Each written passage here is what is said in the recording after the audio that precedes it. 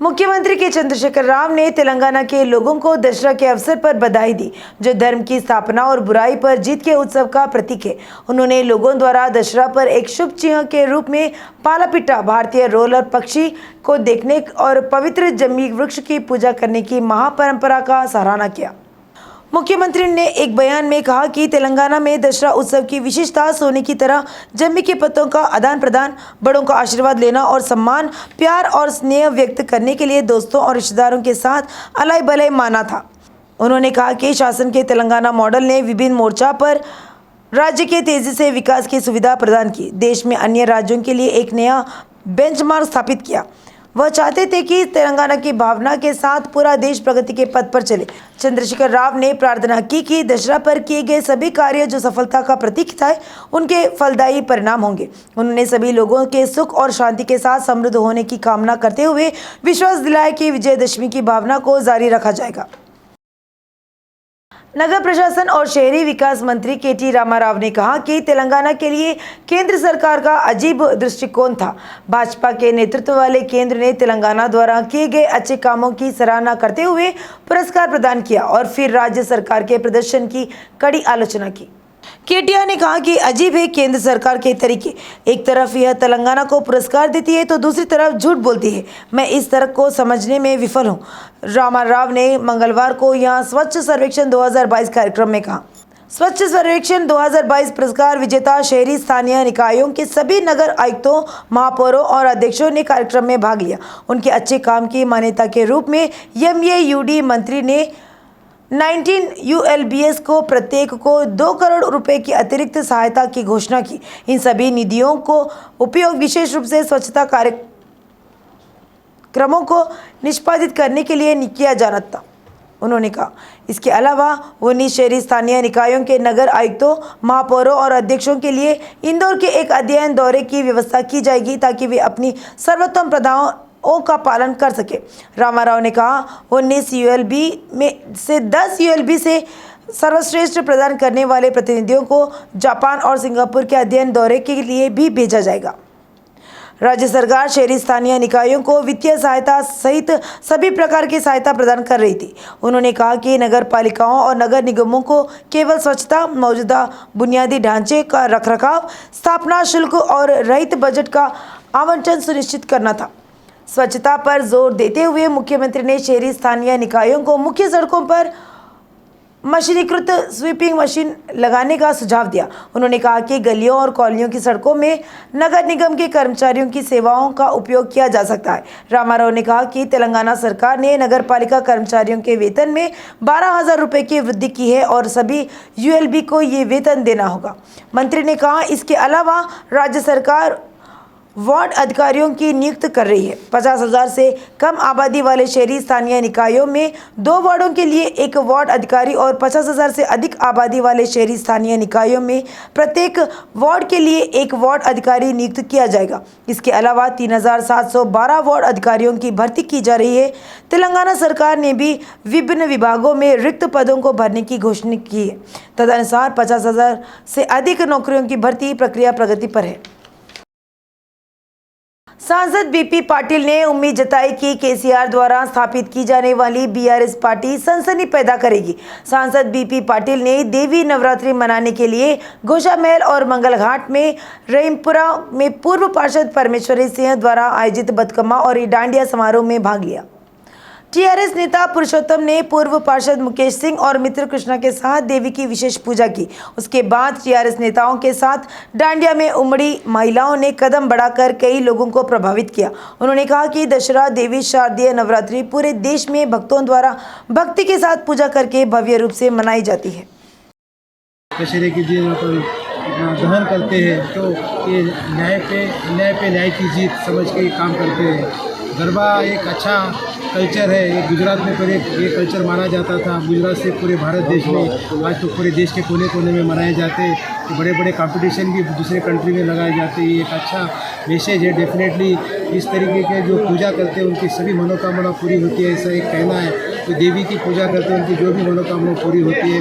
मैं आज के इस अवसर पे सभी घोषामहल के संयोजकों आयोजकों खास करके परमेश्वरी दीदी को, हमारे कुशल भाई को, हमारे मुकेश सिंह को हमारे सभी लोगों को, हमारे मानिक राव है और बाकी दूसरे भी हमारी पार्टी की तरफ से सभी लोगों को बहुत बहुत धन्यवाद। कल 11 बजे सभी लोगों की मीटिंग लगाए, सो मीटिंग में क्या डिस्कशन होता है अभी कल ही मालूम पड़ता है, इसलिए उसके बारे में आज बात करना ठीक नहीं है। डेफिनेटली कुछ ना कुछ अच्छा होगा ऐसा सोचता हूँ। माता जी की हमारी जो कृपा है, आने वाले दिनों में भी हम हर बात में सफल रहेंगे ऐसा भरोसा रखता हूँ। धन्यवाद। एमएलसी राजेश्वर राव ने कहा कि राष्ट्रीय राजनीति के हिस्से के रूप में सीएम केसीआर द्वारा स्थापित की जाने वाली नई पार्टी को सभी वर्गों और क्षेत्रों के से बड़े पैमाने पर समर्थन मिलेगा। उन्होंने ग्रेटर हैदराबाद YMCA में आयोजित वार्षिक क्षेत्रीय परिषद की बैठक में भाग लिया। YMCA के संस्थापक की 200वीं जयंती के अवसर पर सर जॉर्ज विलियम्स को श्रद्धांजलि अर्पित की। अवसर पर राजेश्वर राव ने कहा कि तेलंगाना में विकास और कल्याणकारी योजनाओं को देखकर देश के लोग केसीआर के शासन की मांग कर रहे हैं।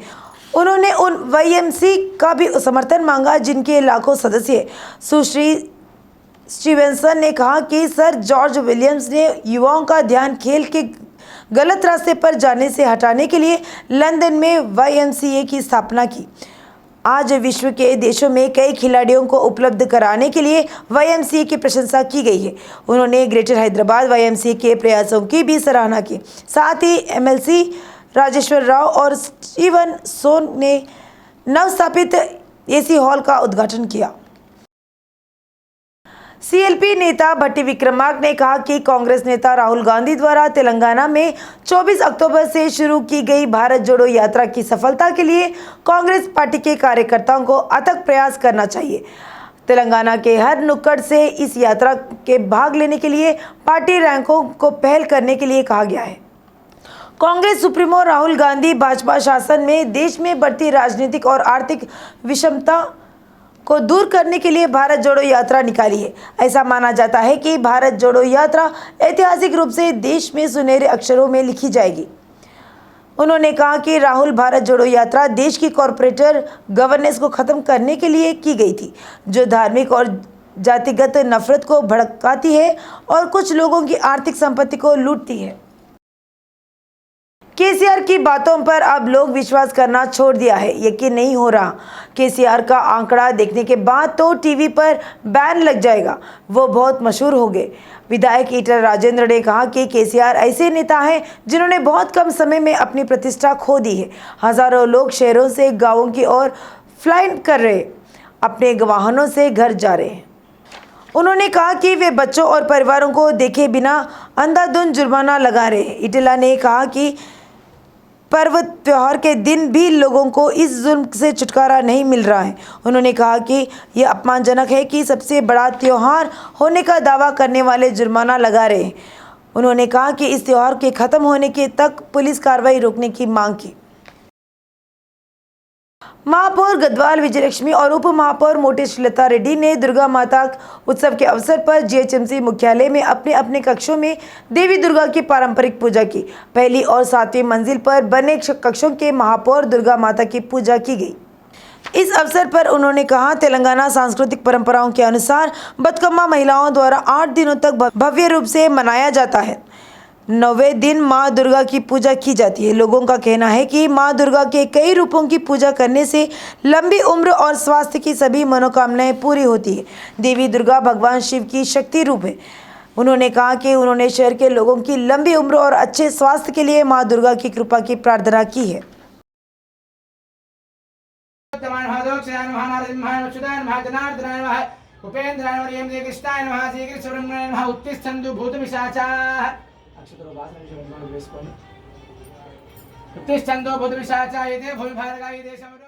देवी शारदीय नवरात्रि के 9वें दिन देवी दुर्गा मां के अवसर में श्रद्धालुओं को दर्शन दी। अंबरपेट देवस्थानम समिति के तत्वावधान में अंबरपेट नगर मैदान में डांडिया कार्यक्रम का आयोजन किया गया। डांडिया खेलने के लिए भारी संख्या में उमड़े लोगों ने डांडिया का लुत्फ उठाया। पूर्व सांसद वी हनुमंतराव, अंबरपेट विधायक क्वालेरू वेंकटेश, पार्षद विजय कुमार गौड़े, देवस्थानम समिति के अध्यक्ष सत्यबाबू चंद्रशेखर, महेद श्रीधर, देवस्थानम समिति के सदस्यों ने मुख्य अतिथि के रूप में भाग लिया। लाल चंदन तस्कर गिरोह को पुलिस ने गिरफ्तार किया। अभियान को वन अधिकारियों और टास्क फोर्स ने अंजाम दिया। उन्होंने कहा कि 75 लाख मूल्य की 500 किलो लाल चंदन की लकड़ी जब्त की गई है। इस मामले में 5 लोगों को गिरफ्तार किया गया है। पुलिस ने बताया कि कड़पा जिले के मुख्य आरोपी शेख अब्दुल्ला ने टीम बनाकर लाल चंदन की तस्करी कर रहा था। उन्होंने कहा कि उन्हें रविचंद्र नाम का व्यक्ति लाल चंदन अवैध रूप से हैदराबाद ले जाया जा रहा था। South zone task force police ने गिरोह को हैदराबाद के बाजार में बेचते हुए पकड़ा। उन्होंने कहा कि उन्हें संदेह है कि पुष्पा फिल्मी की तर्ज पर यह तस्करी की जा रही है। पुलिस ने कहा कि वह मामले की जांच कर रही है और फरार आरोपी रविचंद्र को जल्दी गिरफ्तार कर लिया जाएगा। भारत मौसम विज्ञान विभाग हैदराबाद IMDH ने मंगलवार को और बुधवार से शुरू होकर अगले 3 दिनों तक शहर में मध्यम बारिश की भविष्यवाणी की है। नागरिकों को सतर्क रहने का संकेत देते हुए एक पीला अलर्ट भी जारी किया गया है। हालांकि मौसम विभाग के अनुसार राज्य की राजधानी में मंगलवार को भी हल्की से मध्यम बारिश होने की संभावना है। आमतौर पर बादल छाए रहेंगे। हल्के से मध्यम बारिश गरज के साथ बौछारें पड़ सकती है। 4 से 8 अक्टूबर को तेज बारिश की संभावना है। IMD का कहना है कि बुधवार से राज्य के सभी जिलों में भारी बारिश की संभावना है। इसी को ध्यान में रखते हुए येलो अलर्ट जारी किया गया। रंगारेड्डी, पेद्दपल्ली, जयशंकर, भूपालपल्ली, मुलुगु, भद्राद्री, कोत्तेगुडेम, खम्मम, नलगोंडा, सूर्यापेट, महबूबाबाद, वरंगल, हनुमकोंडा, जनगाम, सिद्दिपेट, यादाद्री, भुवनगिरी और नागर कर्नूल सहित जिलों में भारी बारिश की संभावना है। तेलंगाना के कई जिलों में छिटपुट स्थानों पर बिजली गिरने के साथ गरज के साथ छींटे पड़ने की संभावना है। 6 अक्टूबर को आदिलाबाद, कोमरम भीम, आसिफाबाद, मंचिर्याला, निर्मल, निजामाबाद, जगत्याला, राजन्न सिरसिला, करीमनगर, पेद्दपल्ली, जयशंकर, भूपालपल्ली और सिद्दिपेट सहित जिलों में भारी बारिश होने की संभावना है। तेलंगाना के कई जिलों में छिटपुट स्थानों पर बिजली गिरने के साथ गरज के साथ छिटपुट पड़ने की संभावना है।